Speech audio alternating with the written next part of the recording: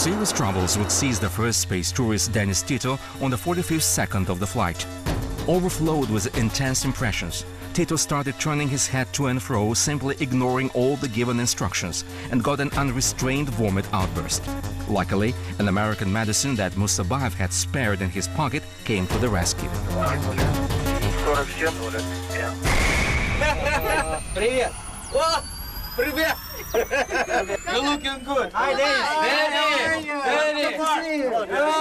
After the docking and embarking aboard the station, Tito failed to overcome his exceeding curiosity and, despite all the necessary precautions, started rambling around the modules at random.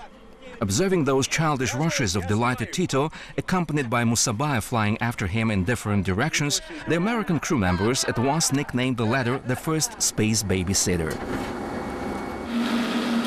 Then Musabayev drew away from his duties. All of a sudden, I felt somewhat subconsciously that something was wrong. I turned around and saw Tito's figure just like in binoculars, because the station takes after a huge pipe. So I saw a little man spinning around.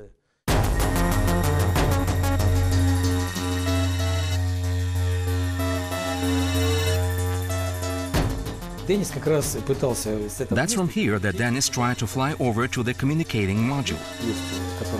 Due to still disturbed coordination when attempting to pass through it, Dennis happened to scratch his head badly against the spring sticking up for just a millimeter.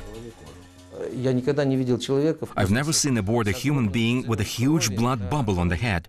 Both were of almost equal size. And then his blood started to fly chaotically about the station. You know, it's zero gravity, and liquids never pour down on the floor. My eyes popped out in terror. Dennis himself was as if bewildered by shock. So he was screaming. Well, of course, we rushed to help him.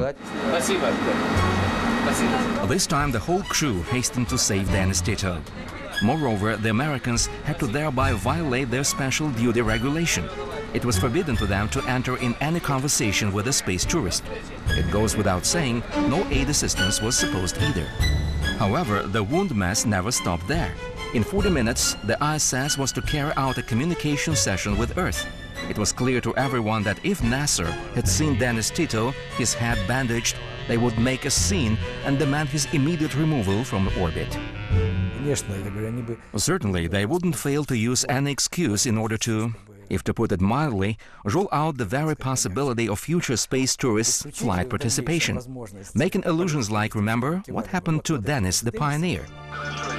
Consequently, the first space tourist's scratch head turned into a political issue. Besides, no one knew how to sort things out. On the one hand, it was stupid enough to set Tito out like that. On the other, hiding him could also excite suspicion among the ground-based authorities. A genial solution was found, a baseball cap to cover the bandage and the plaster. But Tito refused to wear it at the session, as it had a label Pizza Hut. He's not a pizza deliveryman, he's a billionaire. Well, necessity is the mother of invention. So I said, Yura, find me an insulating tape instantly. He brought it red-colored and scissors. Then we taped the label so it looked like a Red Guard's cap band, and thank God, Tito agreed to put it on. Later on, there was a descent from the orbit, an emergency trajectories alteration, which caused an enormous overshot of the initial landing point. Then another trajectory alteration applied in order to compensate the above-mentioned error.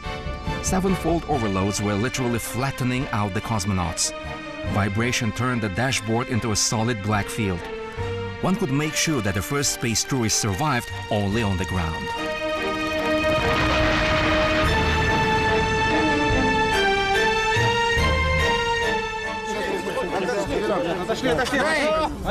Dennis, how was your flight?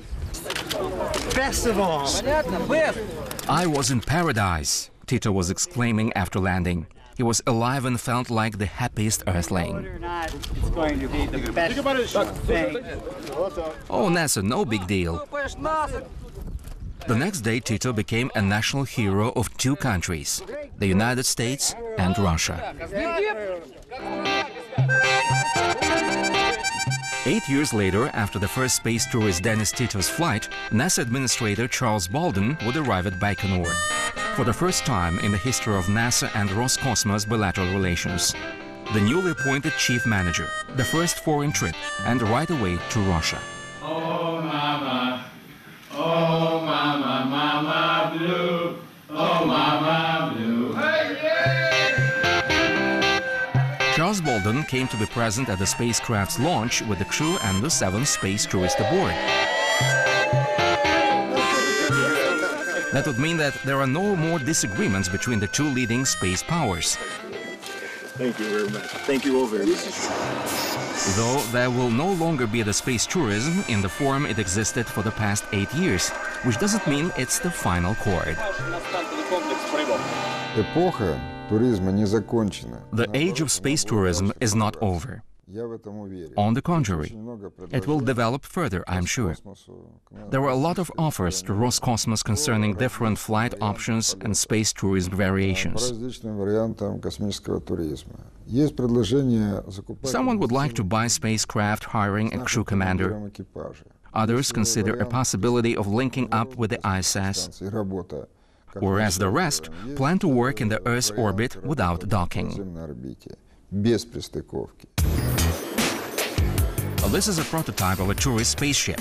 Initially developed for the military and named Almaz, diamond in English, it's perceived presently as the most promising machine intended to carry to the orbit crews with already 2 space tourists aboard.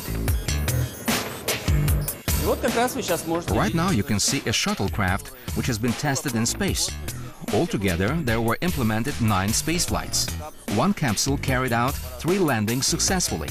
It means that this system is reusable. In 2015, such a spacecraft is to be carried to the launch pad and placed in orbit.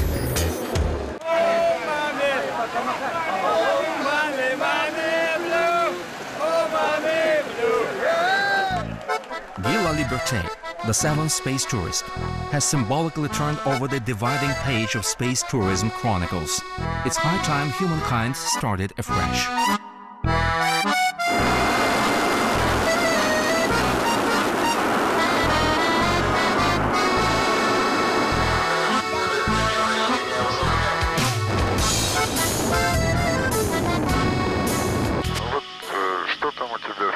What's the thingy dangling in front of you? Sir, it's a weightlessness indicator, a toy lion. My kids used to sleep with it so that it could keep home scent during a 6-month mission.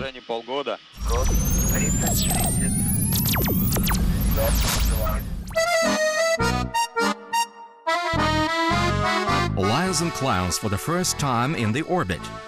Toys here come alive and can fly, while common water turns into magic balls that look like tiny transparent copies of Earth. A brief circus number, unexpected even for the clown himself.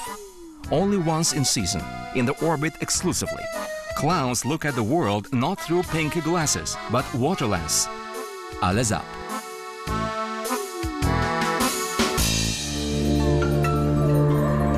Time shall pass, and people will be flying into space on trade union tours. Life has slightly amended these words of Sergei Korolev. In fact, Earthlings did undertake orbital voyages, but as space tourists. Meanwhile, absorbed by our daily routine, we never mentioned that in the beginning of the 3rd millennium, there had come a new era on Earth. Madame Barilla, could your husband Clown be on equal terms with professional cosmonauts in space? You know, you could have had 2 cosmonauts that didn't want, you know, a clown to accompany them. But he brought something new, something fresh. Moving, ciao, bye-bye, everybody.